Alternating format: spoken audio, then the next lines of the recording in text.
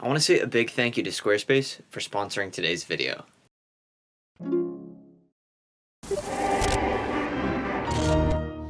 I've always associated cocktails with class. Whether it's shaken, not stirred, or on the rocks, or straight up, there's a certain level of sophistication that comes with knowing your way around alcohol. Now, this sophistication is something I don't have. I can't tell you how many times I've gone to a bar, stared confusingly at the menu because I don't know what anything is, and then in a state of panic, I just order whatever the guy beside me is having. I want to change that. So for the next 2 weeks, I'm going to try to learn how to bartend. More specifically, at the end of these 2 weeks, I have a party coming up that I'm going to try to bartend myself. And hopefully I'll be able to serve nice and classy, tasty cocktails to my guests without any problems. So today is day one. My goal for this challenge is to be able to serve a small drink menu for my party, and I want one of these drinks to be a custom cocktail that I figure out on my own. So to get started on the right foot, I go to meet with professional bartender Matt at the restaurant Nomad to steer me in the right direction. As someone who doesn't know anything about bartending, is there anything that I can build on or any rules for starting out? Definitely. So when I started out, if somebody would have told me, rule number one, get some good tools. Definitely get tools that you're comfortable with, tools that you like, good quality tools. Rule number two, taste everything. Taste all of your juices, taste all of your liqueurs, all of your spirits. It's a really good way to build your palate, and I think that is key, both with drinks and with food. Rule number three, read your guests. Do your best to read their body language, their tone. And then I'd say the last thing is don't be afraid to experiment and try new things. My experience is I've made a ton of really great drinks, but I've also made a lot of really horrible drinks. But all the horrible drinks helped me to learn how to make great drinks. And I think you'll do the same. Sweet, well, that all sounds great. Should we make some drinks, you think? Yeah, let's get you behind the bar.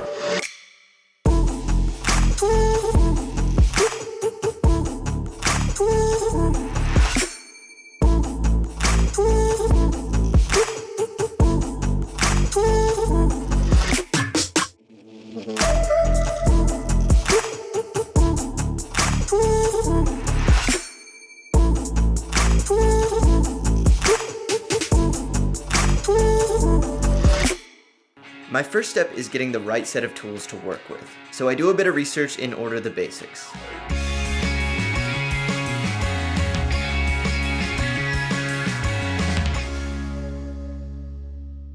The tools that I'm going to be working with are a jigger. This is your measuring reference point.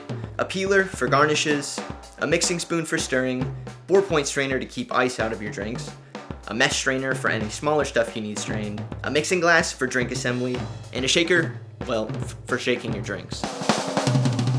So today is day one of me completely on my own. I have my cheat sheets from yesterday that I got from Matt. So I'm just gonna go for it and hope I can remember all the things that he taught me. So first up, I'll try to make the Negroni. Oh, shh. I'm not sure how much ice to add. Okay. Oh. Do you think I should add some? I just fill this with...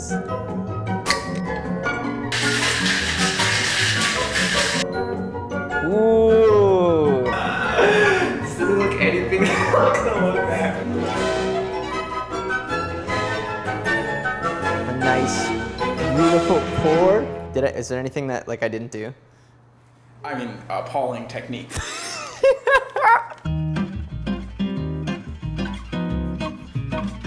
After a subpar first day on my own, I decided to take some time to study. One of the biggest parts of bartending is having your drinks and all your ingredients memorized in second nature. So I do have some flashcards to help me remember my core drink recipes.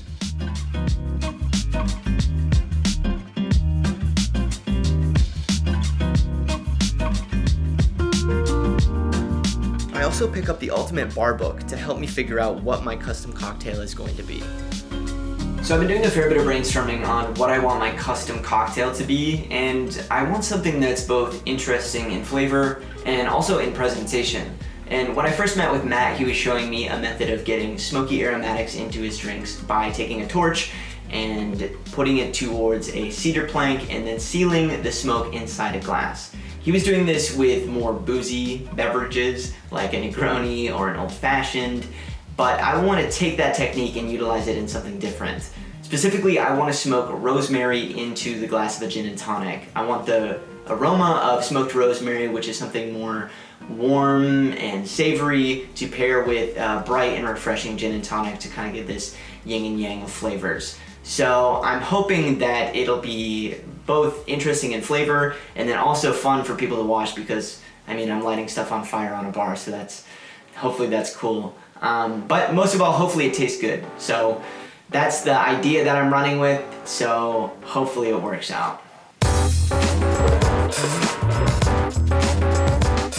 At this point, it's just practice.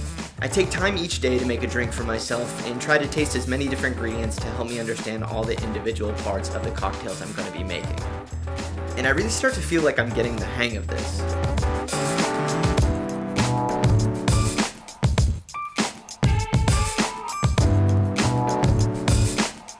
However, I feel like I'm still lacking a bit of knowledge that a good bartender should have.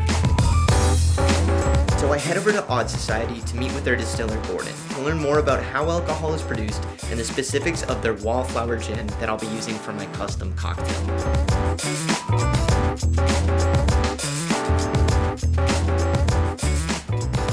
My name is Gordon Gland. I'm the distiller here at Odd Society. We are a micro distillery and we're doing a whole raft of spirits from grain to bottle. So liqueurs, vodka, whiskey, gin, and a whole bunch of other stuff too. So, gin is really a separate beast. So we have to make our alcohol first, and then once we store our alcohol, then we start the gin process. If you're gonna make gin, it's really simple. You add in high proof alcohol, then you add water, and then you throw in your magic recipe of botanicals. You just throw that into the still, and that's called maceration. It just sits there overnight. And basically you're steeping your botanicals inside the still. In the morning you come turn your still on, you run it through, and you have gin. So it's that simple. So that's one way to make gin. It's called maceration. There's another way to make gin where you have what's called a gin basket, and we fill them with our botanicals. So we start the still, and as the vapor goes up and through the basket and pulls out the flavors, it's called vapor extraction. So your botanicals don't actually get boiled in the gin. We do a combination of both, where half our botanicals go into the still, and the hardier ones like the roots and barks and berries. And then in the gin basket, we have the really delicate ones. We use rose petal, elderflower, lavender, fresh lemons. They don't handle the boil very well. So we prefer to do vapor extraction and get more delicate flavors out that way.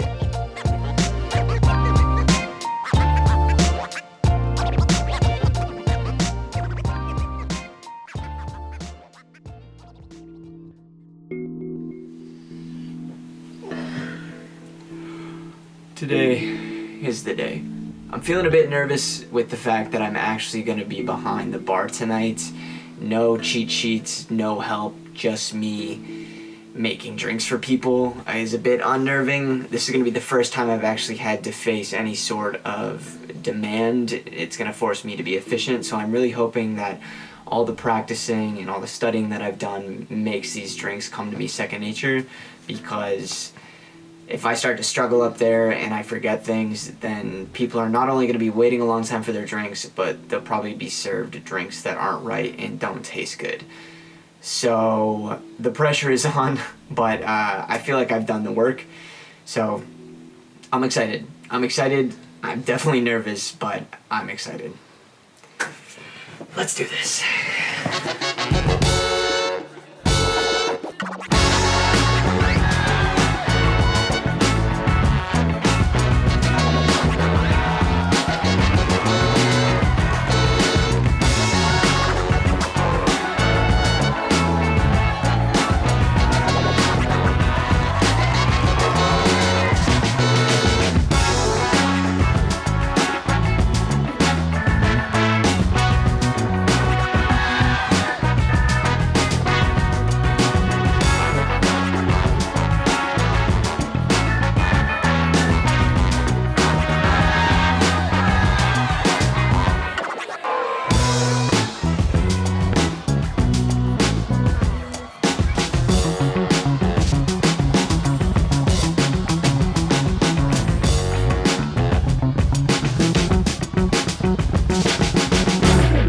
finished 3 hours straight of bartending, and things actually went really, really well.